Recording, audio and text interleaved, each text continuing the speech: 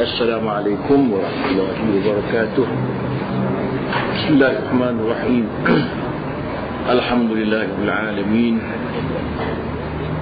Wassalatu wassalamu ala sayyidil mursalin wa imamil muttaqin wa habibi rabbil alamin qaidil mujahidin wa ala alihi wa sahbihi ajma'in. Rabbi shrah li sadri wa yassir li amri wahlul 'uqdatam min lisani yafqahu qawli. Subhanaka la ilma lana illa ma 'allamtana innaka antal alimul hakim. Qala al-musannif rahimahullahu ta'ala wa nafa'na bihi bi ulumi fid darain amin.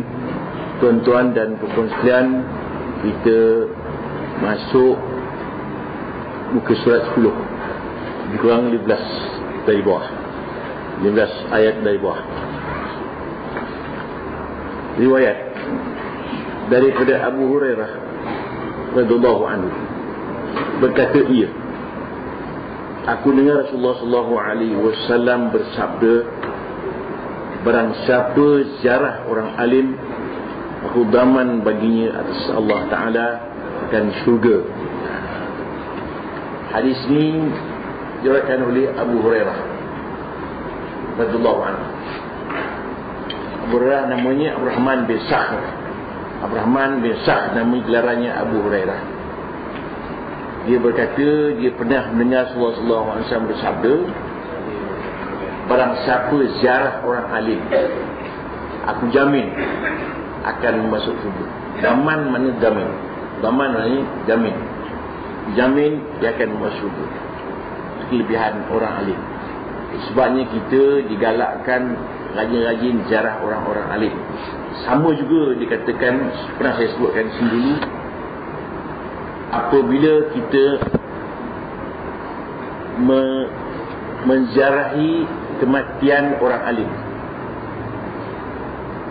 sama ada kita menolong pengurusan jenazah atau memikul jenazah atau sebagainya, maka Allah malu nak menyiksa kita yang menguruskan jenazah orang alim itu, atau orang yang dijamin masuk syurga. Allah Ta'ala malu nak menyiksa kita dalam api neraka. Maknanya ada kelulusan lepas daripada mereka menziarahi orang-orang alim apabila ia meninggal dunia.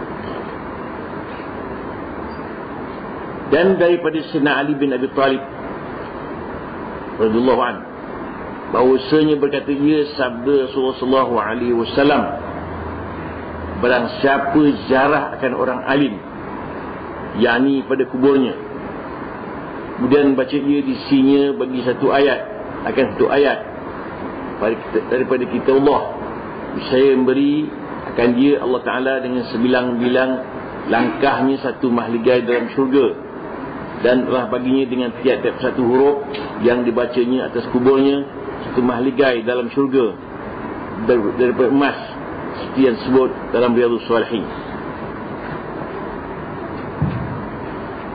Sayyidina Ali pula cerita. Sayyidina Ali radhiyallahu anhu berkata, Nabi pernah bersabda, mengatakan bahawa siapa yang menziarahi kubur orang alim pula, maka dia baca beberapa ayat untuk dihadiahkan pahalanya kepada si mati. Di sini jelaslah kepada kita, ada setengah-setengah pendapat mengatakan bahawa bacaan kita itu tak sampai pada orang mati. Sebenarnya ada ulama berpendapat bacaan kita Al-Quran yang kita baca itu terhadiahkan pahala kepada si mati sampai pahalanya.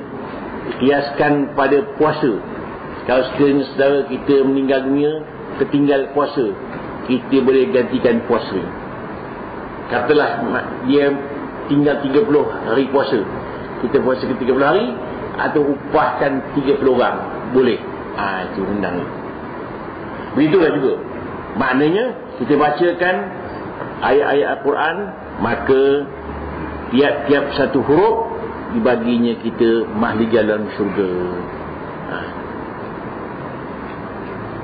Dua untung. Pertama, pahala bacaan kita itu akan diperoleh oleh orang mati itu. Kita yang baca pun dapat ganjaran, dua-dua dapat. Bukan hanya macam kita katakan, kalau kita bagi dia pahala, habis pahala kita. Tak, bukan macam duit RM20 bagi habis langsung. Sama je kita buatkan haji pahala, buatkan haji orang, ganti haji. Kita pun dapat pahala, orang yang digantikan pun dapat pahala. Bahkan kita banyak juga dapat pahala. Maknanya kita buatkan haji orang, kita pun dapat pahala, orang yang dihajikan juga dapat pahala. Sebabnya kita perhatikan kadang-kadang iklan-iklan masuk khabar RM1,500. Tak boleh percaya, RM1,500 tak boleh buat.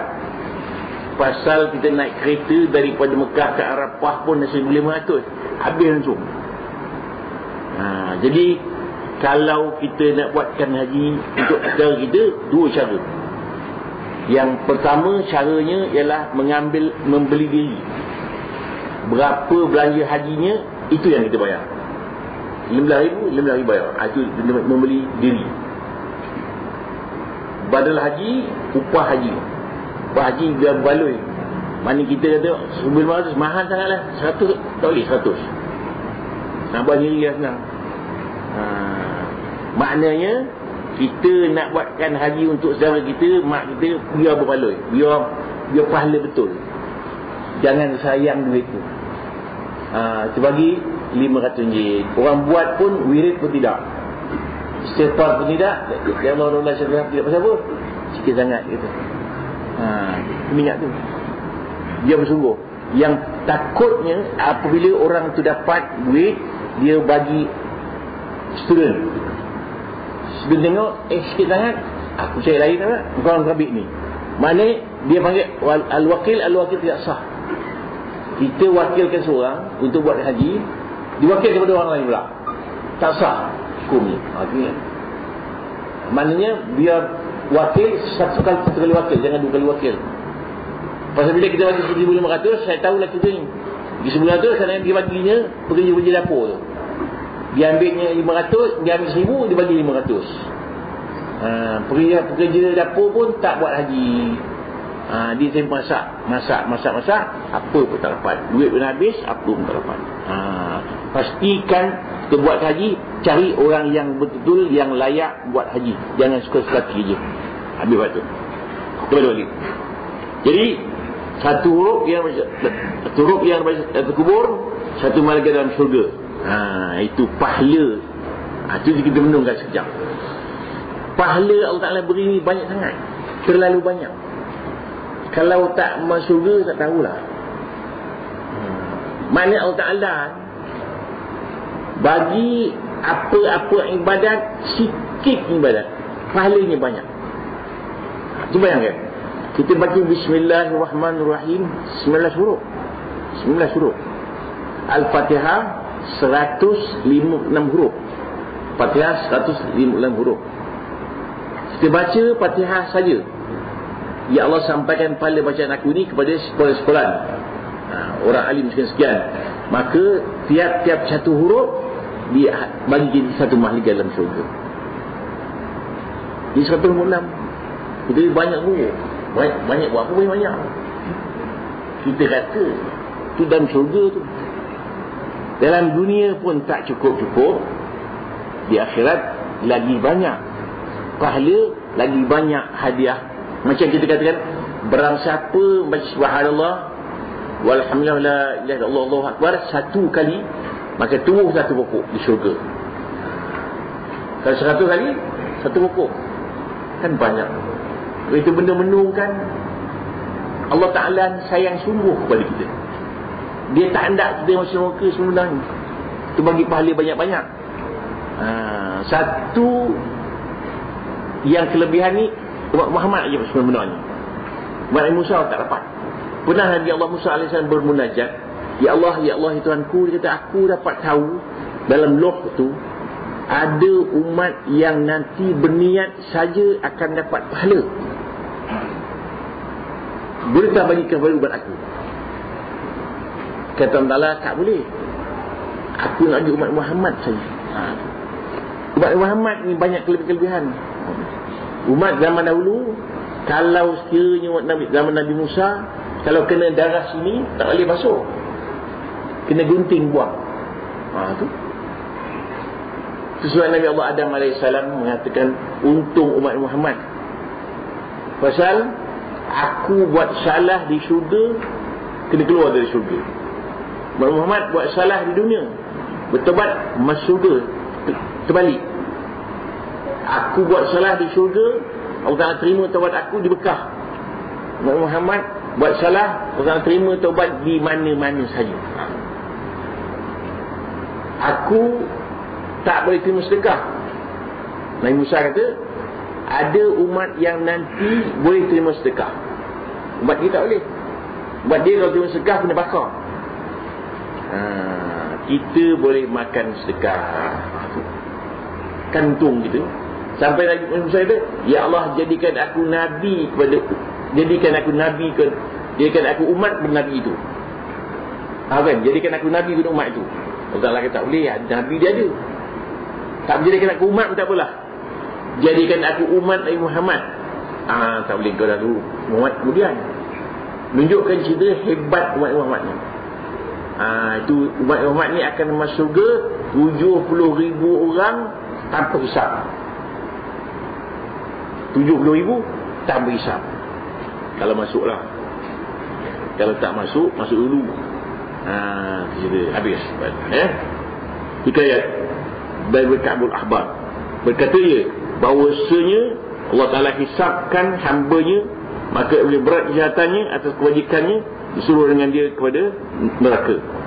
Dan apabila dibawa dengan dia kepadanya, firman Allah Ta'ala, Jibril, dapatkan olehmu akan hambaku itu dan tanya olehmu akan dia, adakah dia duduk pada majlis orang alim pada dunia, maka aku ampun baginya dengan syafaatnya. Maka tanya Jibril AS akan dia, maka berkata ia tiada. Maka firmannya, tanya olehmu akan dia, adakah ia kasih akan orang alim, maka katanya tiada. Maka firmannya, tanya olehmu akan dia, adakah ia duduk atas hidangan orang alim, maka katanya tiada. Maka firmannya, tanya olehmu akan dia, adakah ia diam di kampung orang alim, katanya tiada. Firman, tanya olehmu akan dia, adakah mufakat namanya akan nama orang alim, atau nasab orang alim, maka katanya tiada. Firman, tanya olehmu akan dia, adakah ia kasih akan lelaki yang kasih akan orang alim, maka katanya bahkan. Maka firmannya bagi Jibril, ambil olehmu dengan tangannya, dia bawa olehmu akan dia masuk ke dalam syurga. Itu dia.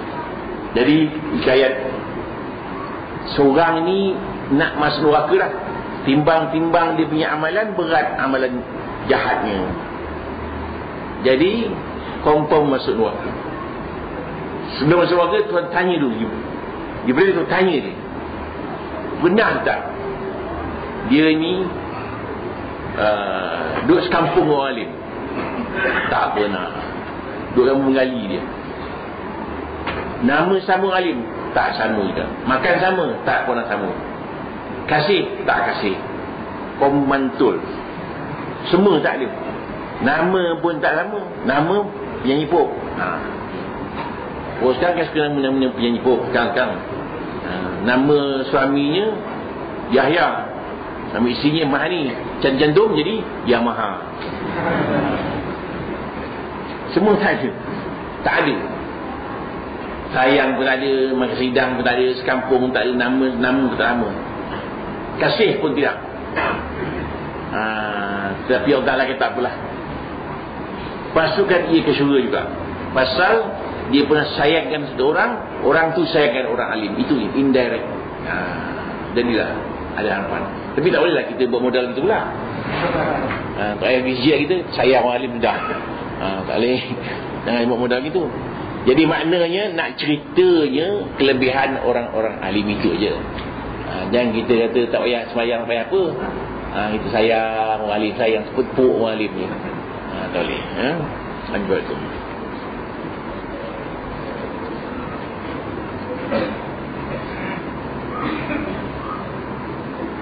Dan sabda Nabi sallallahu alaihi wasallam, belajar olehmu akan ilmu, maka bahawasanya belajar ilmu itu kebajikan, dan untuk menuntut akan dia itu ibadat, dan muzakarah akan dia tasbih, dan bahas daripadanya jihad, yakni seperti orang perang fisabilillah, dan mengajar akan dia bagi orang yang tidak tahu itu sedekah. Itu Nabi pesan, belajarlah ilmu.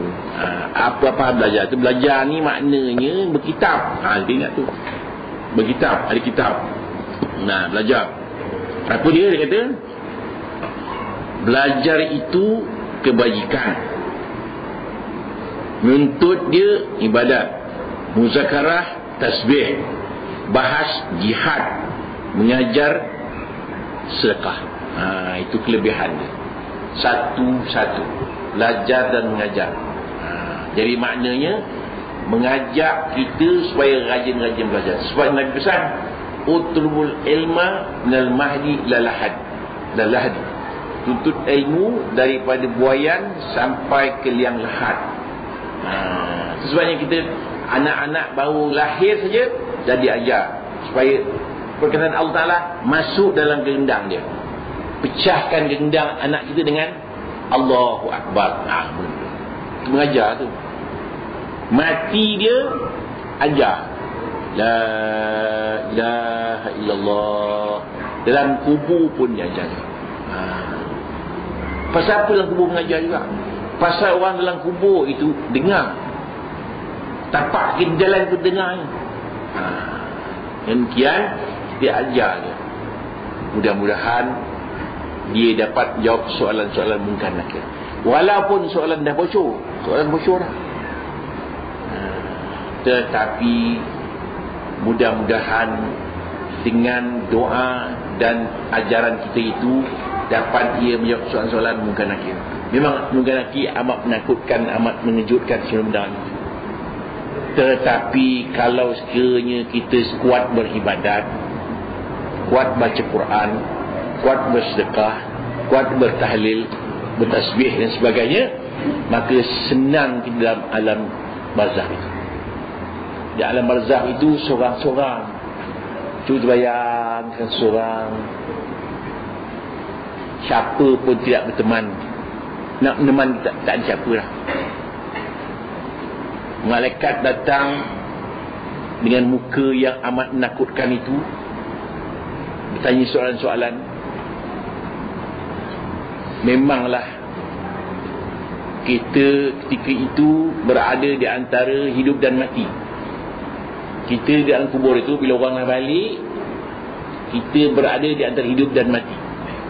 Hidup untuk cukup menjawab soalan je. Bukan hidup betul balik kita keluar. Hidup untuk menjawab soalan saja.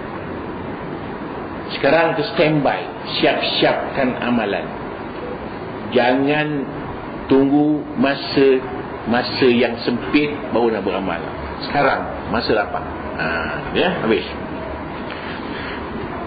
Dan daripada Nabi sallallahu alaihi wasallam bersabda, Allah bagi Allah Taala tiap-tiap hari dan malam 1000 rahmat, 999 bagi ulama dan bagi segala orang yang menuntut ilmu, dan rahmat yang satu bagi segala manusia yang lain daripada mereka itu. Allah Taala turunkan rahmat 1000 rahmat itu hari. 999 bagi ulama, 1 bagi orang awam. Sikit sangat tu. Jadi kita kena cari jalan supaya jadi orang yang berilmu. Yang betul ilmu pun satu dapat, dan orang lain pun dapat satu tu je. Kongsi ramai-ramai. Kalau kita lihat pula rahmat yang turunkan di Kaabah, lain pula. Kaabah lain, lebih kelebihan dia tak turunkan rahmat di Kaabah. Jadi memandang lain, tawaf lain, sembahyang lain. Itu di Mekah lah. Dan sabda Nabi sallallahu alaihi wasallam, al-ilmu khazain mafatihuha su'al fas'alu fa innahu yu'jaru fihi arba'ah, as-sa'il wal alim wal mustami' wal muhibbu lahum. Artinya ilmu itu beberapa perbendaraan. Anak kuncinya bertanya. Maka tanya olehmu, maka bahawasanya diberi pahala padanya akan 4 orang. Pertama, orang yang bertanya. Kedua, orang alim. Ketiga, orang yang mendengar. Dan orang kasih bagi mereka itu. Nabi pesan supaya kita ini sentiasa untuk ilmu. Pasal ilmu itu dipanggil perbendaraan. Kuncinya bertanya. Kalau bertanya, 4 orang dapat pahala. Orang bertanya 1, orang alim tu 1, orang dengar 1, orang suka pun 1. Kalau ada orang bertanya, jangan marah. Kan orang marah, itu pun tak tahu, dia pun tak tahu juga. Kan ada soal benda pelik-pelik, mudah sangat soalannya. Ustaz, kalau puasa muntah batal tak? Itu pun nak tanya.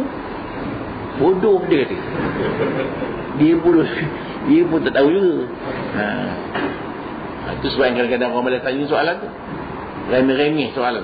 Tak apa, zaman Nabi dulu, orang Badui rajin tanya soalan pelik-pelik, Nabi tak marah.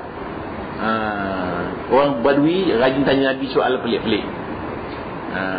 Satu hari dia tanya, Ya Allah, Ya Rasulullah, Tuhan tu ada? Ada. Nabi tanya, kau tahu Tuhan ada? Tahu. Dekat mana Tuhan? Atas dia. Nabi terima. Pasal orang Badui kan tak reti.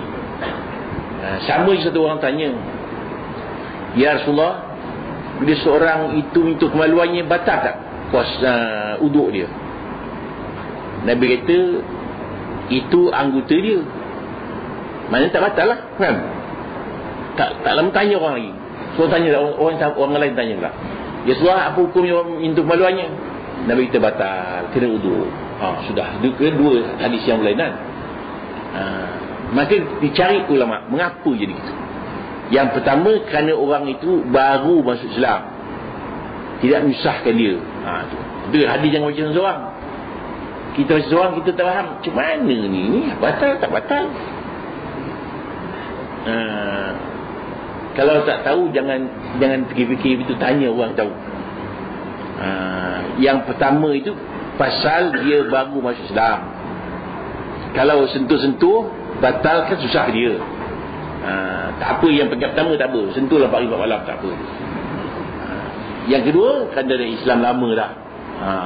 Man massa zakar falyatawadda, barang saya menyentuh maluannya, hendaklah ia berwuduk. Begitu. Sama juga satu kisah. Seorang sahabat tanya Rasulullah, dia kata, kami ni naik kapal, bawa air sikit. Kalau kami beruduk dengan air itu, tak minumlah kami. Boleh tak kami beruduk dengan air laut? Nabi tak jawab. Nak jawab apa? Dia Nabi tak, at-tuhuru ma'u al-hilul maitatu. Airnya bersih, bangkainya halal. Mengapa Nabi tak jawab ya? Kita tanya, kami bawa naik kapal laut, bawa air tawar ni sikit. Kalau kami beruduk dengan air tawar ni, tak minumlah kami. Boleh tak kami beruduk dengan air laut? Nabi, kenapa Nabi tak jawab ya? Nak jawab lain. Airnya bersih, bangkainya halal, ikan halal. Pasal kalau Nabi kata ya, menjadilah darurat baru boleh. Nampak? Nak cara-cara ulama mengkaji. Kalau Nabi kata ya, bermakna kalau sekiranya darurat baru boleh ambil air laut. Terair tak cukup. Tapi Nabi kata at-tuhuru ma'u, airnya bersih, al-hilu maitatu, bangkainya boleh dimakan, bangkai ikan. Tapi yang Syafi'i, yang kata ikan semua, udang, ketam, sotong. Mazhab Syafi'i. Sebabnya mazhab lain tak boleh makan ketam, dia kata makruh. Pasal Nabi tak sebut pun. Nabi sebut wahillat lana maitatani wa damani, dihalalkan kita dua jenis bangkai, as-samak wal jarad, ikan dan belalang. Wadaman, dan 2 jenis darah, yang apa nama tu, hati dan limpa. Itu boleh makan. Itu darah, itu yang boleh makan. Udang, apa namanya, dan disebut ikan, dia sebut udang. Masyarakat kata itu termasuk ikan. Itu sebabnya bangkainya halal dimakan, tak payah sembelih. Ada juga setengah-setengah orang berpendapat bahawa dia kata, pernah satu kali di telefon saya angkat telefon, Assalamualaikum. Mana ada Assalamualaikum Ustaz? Nanti ibu tu, Assalamualaikum Al-Quran. Something betul. Saya kata, nanti saya jawab kemudian lah. Di telefon sekali. Saya tanya dia, awak makan tak ikan? Makan tak ikan? Makan? Haram, saya kata. Pasal Quran kata haram makan bangkai. Tu terkedu dia. Yang kata halal ikan tu hadis. Dan Quran kata innamal maitu wa damu lahmul khinzir, kenyesnya bangkai babi, daging babi, darah dan sebagainya haram, bukan makan. Yang mengatakan halal makan ikan tu hadis. Tanya orang anti hadis tu, orang makan ikan tak? Bila makan ikan kata haram, kata Quran kata haram. Orang sanjing tu jawapan dia. Ya, habis.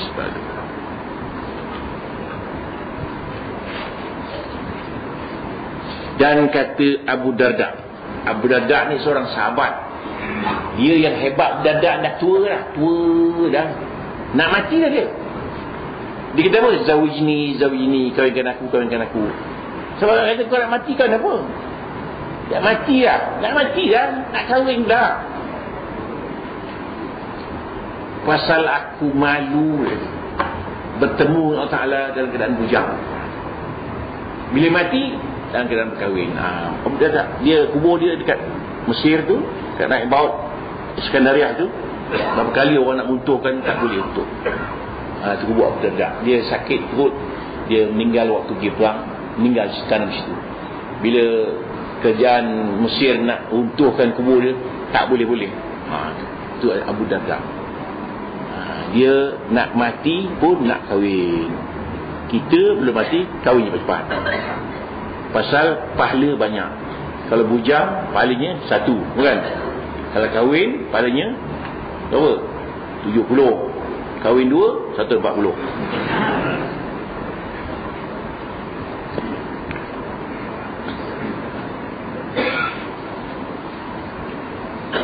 Al-alimu wal-muta'allimu syarikani fil khair. Wasairun nas hamajun la khaira fihim.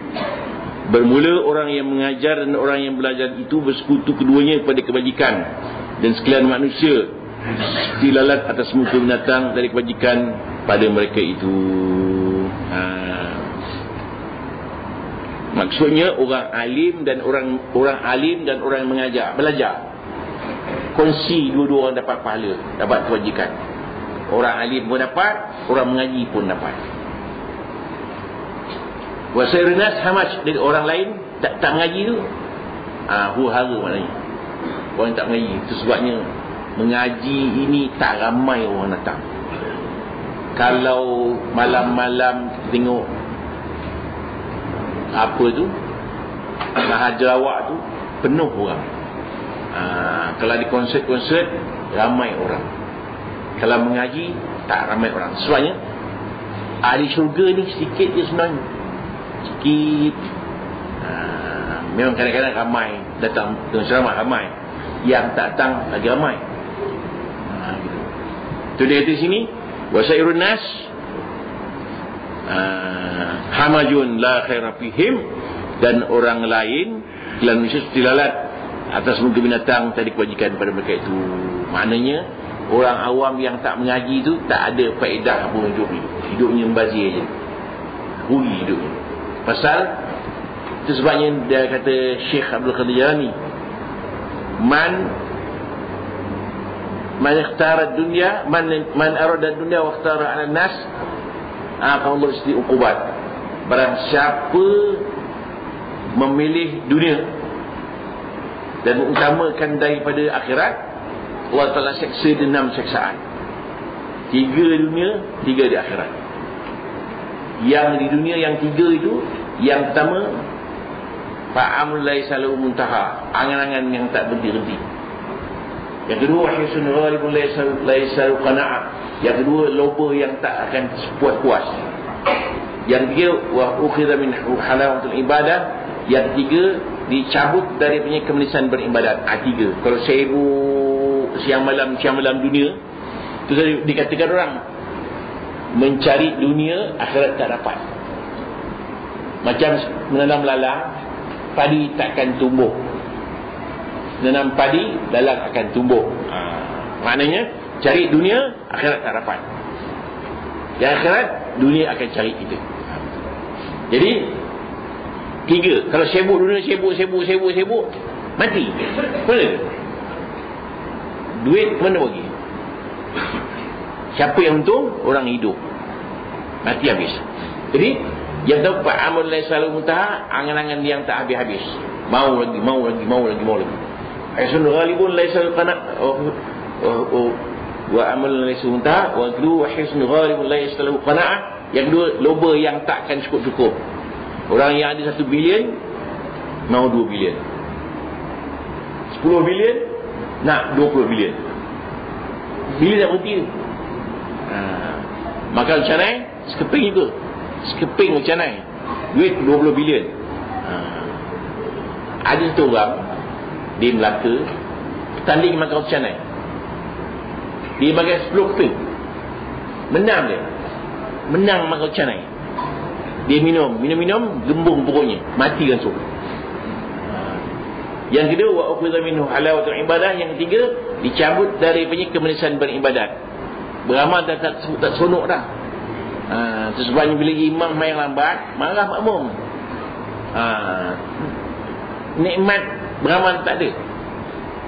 Walaupun memanglah dalam fiqahnya imam tak boleh sembahyang lambat-lambat, makmum marah, Nabi pun marah. Tapi kalau lambat sikit lah, imam slow, imam tua, Bismillahirrahmanirrahim, slow imam, makmum nak mampu imam ni marah dia. Itu sebabnya payah nak jumpa orang sembahyang tarawih lambat. Kalau jumpa orang sembahyang tarawih lambat, main tarawih mana-mana pun cepat. Pasal orang tak boleh buat. Saya dulu saya fiksi dulu, tuan kampung saya tu main tarawih bukan main lambat, 2 jam main tarawih, habis orang lari belaka. Saya ingat lagi Nazir, imam Bilal tinggal lain cabut habis. Dia semayang bukan slow. Assalamualaikum pun lambat. Assalamu alaikum. Seorang lagi. Tak larat. Nikmat tak ada. Nikmat beramal tak cukup. Kita test kita iman kita kuat tak kuat. Hasil tu test boleh tak boleh. Kalau boleh, itu orang ada nikmat beramal. Pasal menghadap Allah Ta'ala, kita minta memohon munajat Allah Ta'ala. Itu sebenarnya kita sujud tu dia lama sikit sebenarnya. Supaya seorang-seorang main makmum, imam jangan marah makmum. Seorang sujud. Kalau semayang berimam, makmum marah. Sujud. Makmum belum lagi. Kalau jadi makmum pun tak boleh juga. Pasal makmum sebelah marah, terdarah lama marah juga je. Bayang seorang-seorang sujud, baca Subun Kudus Rabbuna Rabbul Malaikatu Ruh. Baca sujud tu, baca Subun Kudus Rabbuna Rabbul Malaikatu Ruh, atau Allahumma fili zambi kullahu liqahu jillahu awwalahu akhirahu alaniyatu wassirahu. Doa Allahumma fili zambi kullahu, ya Allah ampunkan dosa kesemuanya, awalahu akhirahu, yang dulu dan yang akhir, wa alaniyatu wassirahu, yang nampak dan yang tak nampak, minta sujud lama-lama sikit. Di samping kita bermunajat Allah Subhanahu Wa Taala, sebenarnya ada orang mereka buat kajian di ujung ni. Dia kata di ujung ni ada satu urat, kalau sujud lama-lama masuk darah dalam urat tu, tenang fikiran. Itu orang beramal ni tenang fikiran. Dia tak ada marah, tak dengki, tak sombong, tak kebun, dia tenang aja. Dan tengok kita orang beramal ni, dia jangan marah-marah, sabar. Nabi kata tak nak marah. Kalau orang beramal, orang beriman betul, dia tak marah, dia bertenang. Nabi satu hari, seorang sahabat mana tu, dia marah Nabi. Nabi tak marah pun, dia diam dia. Satu hari madu dia hantar kuih pada Nabi. Aisyah tepis, terbelanting kuih tu. Nabi tak marah pun.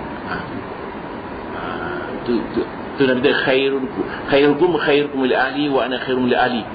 Sebaik-baik kamu orang yang paling baik terhadap keluarganya, akulah orang yang paling baik terhadap keluarga. Kita tu begitu.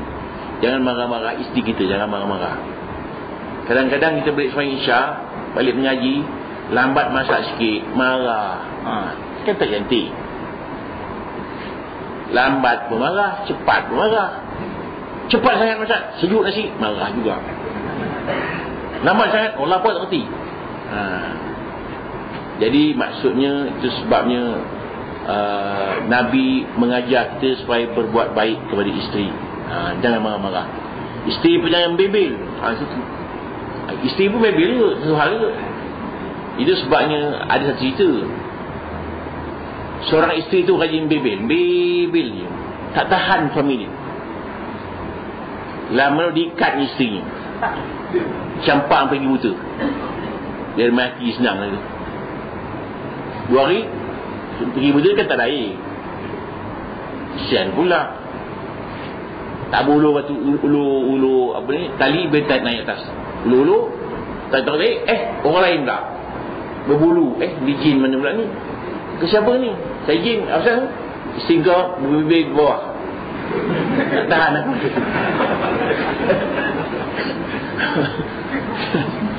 Satu cerita dia tidak tahulah, bohong.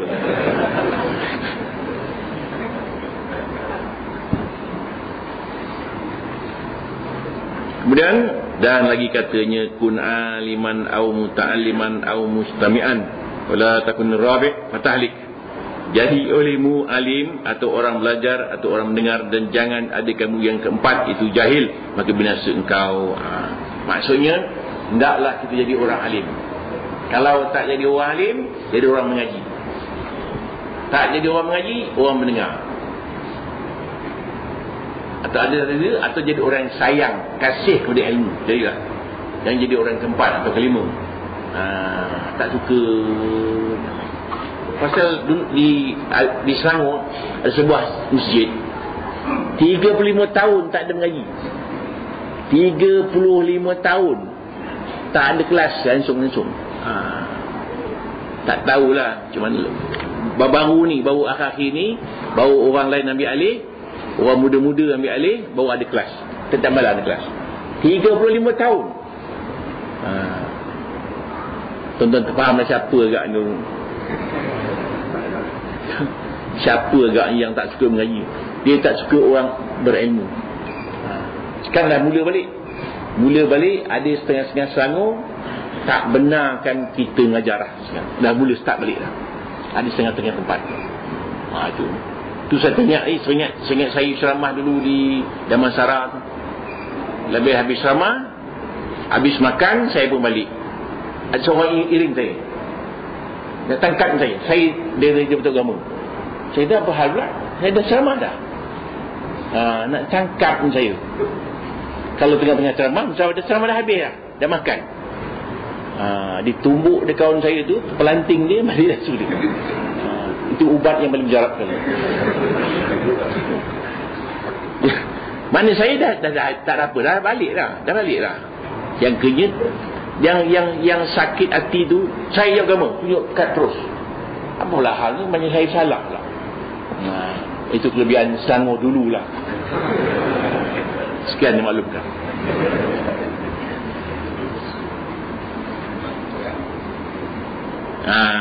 Kemudian dan sabda Nabi sallallahu alaihi wasallam, man ta'allama baban minal ilmi liyu'alliman nas u'tiya thawaba sab'ina siddiqan. Barang siapa belajar satu bab daripada ilmu supaya mengajar ia akan manusia, beri pahala akan dia 70 siddiq. Jadi aliha tu makna intaha, habis. Aliha tu makna dalam bahasa Arab ni intaha. Ihya tu dalam kitab Ihya Ulumuddin. Tu. Aliha tu makna intaha. Itu dalam bagi kita tua kita. Intaha. Aliha tu makna intaha, selesai, habis. Ihya dalam kitab Ihya. Maknanya barang siapa yang mengajar belajar. Barang siapa belajar satu bab daripada ilmu, niat dia untuk mengajar orang lain, dapat pahala orang siddiqin 70 orang siddiq, pahala banyak. Niat kita itu sebabnya kita mengaji ini kan niatnya 3. Yang pertama, mengaji ini niatnya menghilangkan kejahilan. Yang kedua, untuk beramal dengannya. Yang ketiga, untuk mengajar kepada orang lain.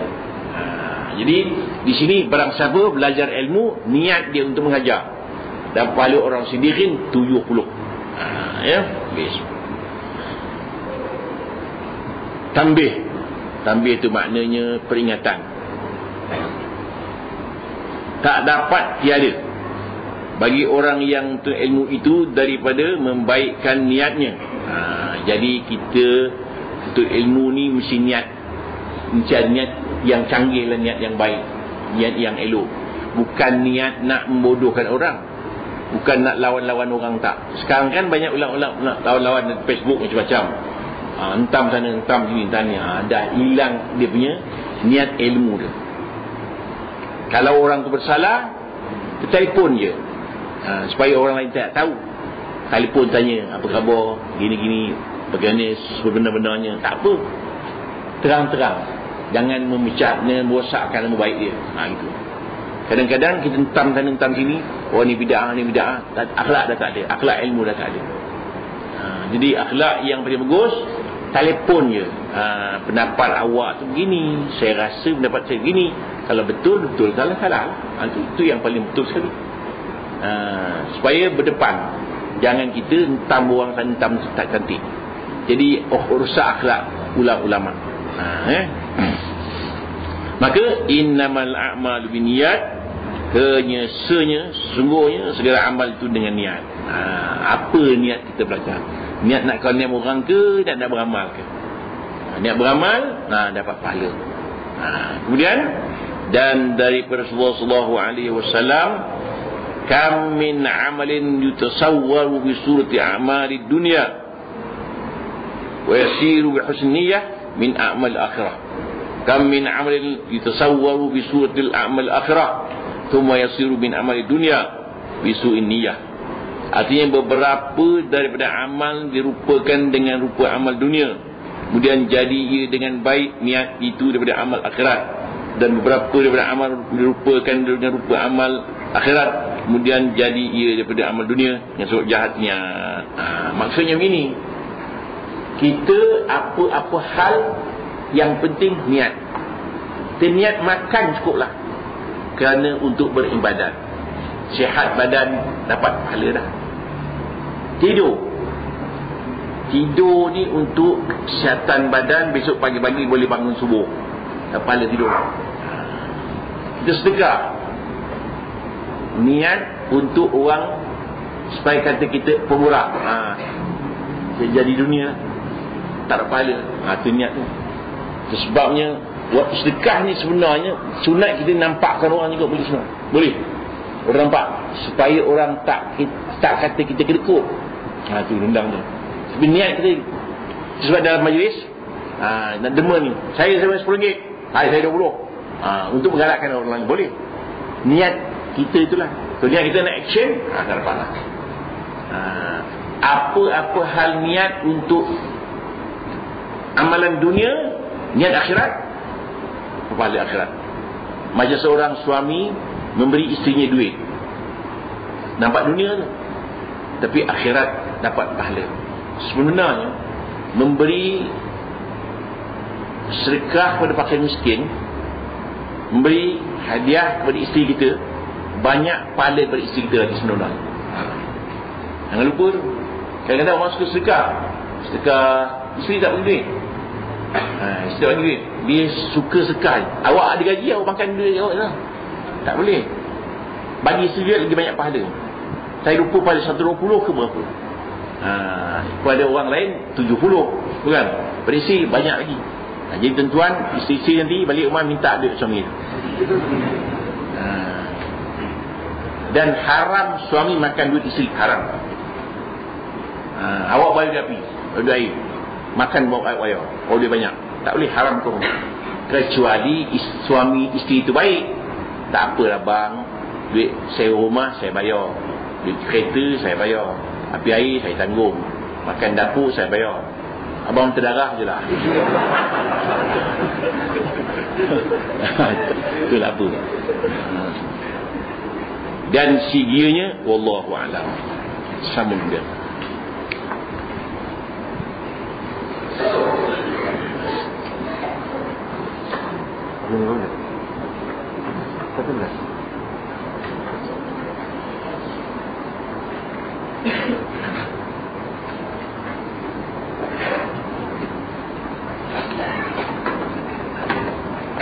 أعوذ بالله من الشيطان الرجيم بسم الله الرحمن الرحيم الحمد لله رب العالمين والصلاة والسلام على أشرف الأنبياء والمرسلين وعلى آله وصحبه أجمعين اللهم اجعل جمعنا هذا جمعا مرحوما وتفرقنا من بعده تفرقا معصوما ولا تجعل فينا ولا معنا ولا ميتنا شقيا ولا محروما ولا مكرودا ربنا آتنا في الدنيا حسنة في الآخرة حسنة وقنا عذاب النار وصلى الله على محمد وعلى آله وصحبه وسلم والحمد لله رب العالمين. السلام عليكم ورحمة الله وبركاته.